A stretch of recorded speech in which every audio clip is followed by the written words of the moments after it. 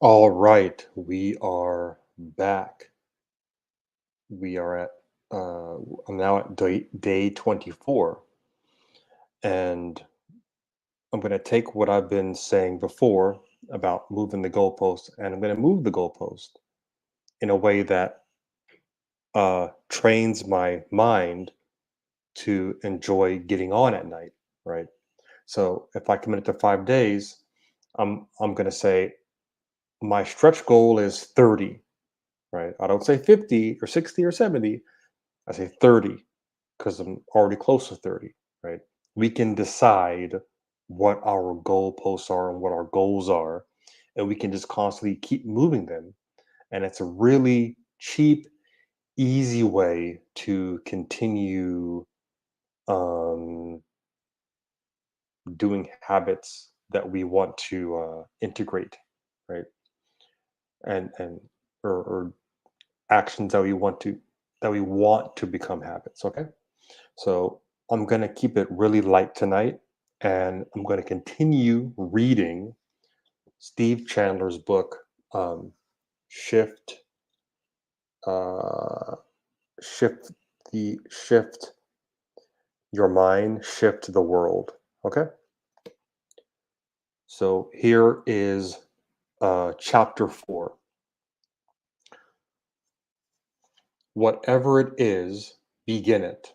Just begin. Start creating. Don't think about doing the whole thing. You don't have to do the whole thing. You never have to do the whole thing at once. In fact, you can't. So just do the next thing. Most people don't begin their project because they are always thinking about and picturing the whole thing. The very thought of the whole project is overwhelming, and soon they decide that they can't do this now. It's just too much. I'll have to wait till there's a lot of space in my life, a lot more time, after certain other projects get done, or at least until my energy rises. My friend Scott, who used to be a bit chubby and out of shape, made a decision one day to do just 12 minutes of aerobic exercise each day. He just began. There. Whew, there's 12 minutes, over and done with. Now he's been doing that minimum workout ever since. It's been many months, and he looks great. 12 minutes? Yes. My friend Jim just sent me the following email. Following Finally I attended the National Attention Deficit Disorder Association's conference. I've been tested for ADD and have shown up as fitting the profile for inattentive ADD. One giant piece of information I can share with you from the nation's leading researcher on the implications of exercise and brain function is that even 10 minutes of exercise has major benefits for brain function, ability to focus, memory, etc. 10 minutes is easy to think about. A long term exercise program is harder to think about. Big thinking about major issues is often where procrastination comes from. This is too big to do now. I spent years and years pining away in cowardice for a shot at being a fiction writer. I always wanted that, but here I was with many decades having passed, and still I had not begun. One day something told me, don't finish, just begin. It felt like a mind shift. So I called my friend Sam Beckford, and he and I started brainstorming the plot for a short business novel called The Small Business Millionaire. Of all the books I have ever written, it is my very favorite. Then my mind seized up again. How could I write a mystery novel that had nothing to do with business? The answer was no. I couldn't sit down and write a whole mystery novel. But then I saw that no one can. Who can do a whole thing at once? What I could do, though, was begin. So one day I just began. I put down some words, I did some research. I found out a little lake in Michigan called Corpse Pond, and I was off and running.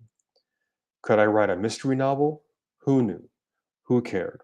But I knew I could begin.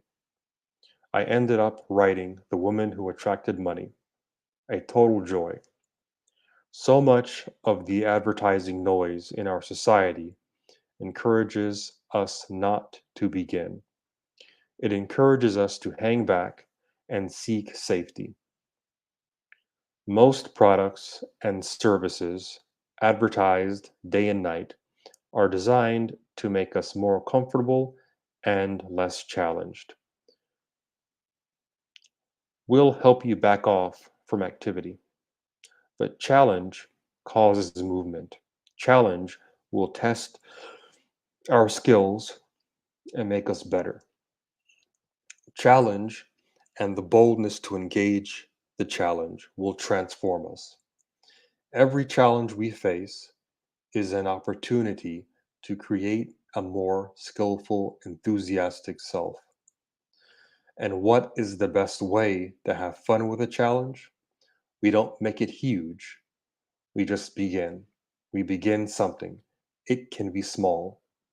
If I never begin these things, then I'm living my life in the image of the prize-winning poet William Olson, like a flower, like a flower living under the wind. I want to rise up into the wind. The wind is good for plants and trees and people like me. It blows strength into them. A motionless tree getting getting brittle in the windless sun in Arizona will snap apart in the first monsoon. The same thing happens to a motionless me. Try to something to try. Pick a project. Then shift out of thoughts about doing the whole thing. Shift into simply beginning. Shift from visualizing future hours spent on something to spending just a few minutes getting it started. The shifts this shifts you into the present moment, the only place where great things are created. Chapter 5. You can be a rebel with a cause. Let's say I am just learning how to drive. I am driving a sports car and James Dean is sitting next to me, and I'm down there in second gear, and the car's engine is kind of whining and complaining because I won't shift. I don't know how to shift. How embarrassing. My one time to be with James Dean and look at me. Ever have a dream like this? And James is saying, just shift, please. It's time to shift. Because James knows the engine is overstressed and the car can only go so far in this gear, and you need to shift right now. And that poor car just shakes and whines.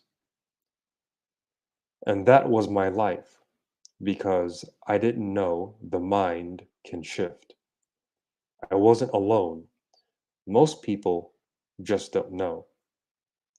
If they've never driven a sports car, they don't know what shifting really is and how easy it is for the spiral motion to set us free. But if you have driven a stick shift kind of car, you know that when you shift, the car starts to glide into a new level of speed.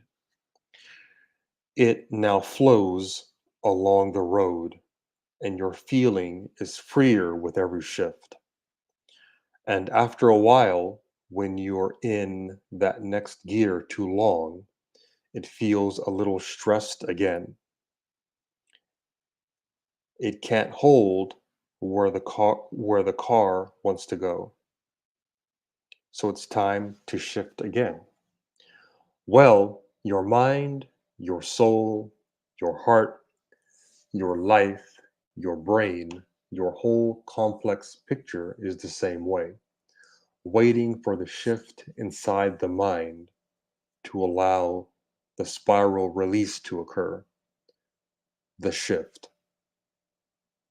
When you allow a shift in your mind, the world shifts with you.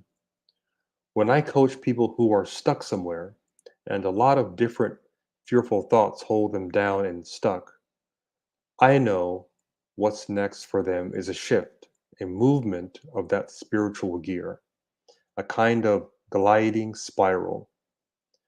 And the wrist is metaphorical. In the mind, it's an opening. It's made of light. You open up the thought. I'm stuck drops away.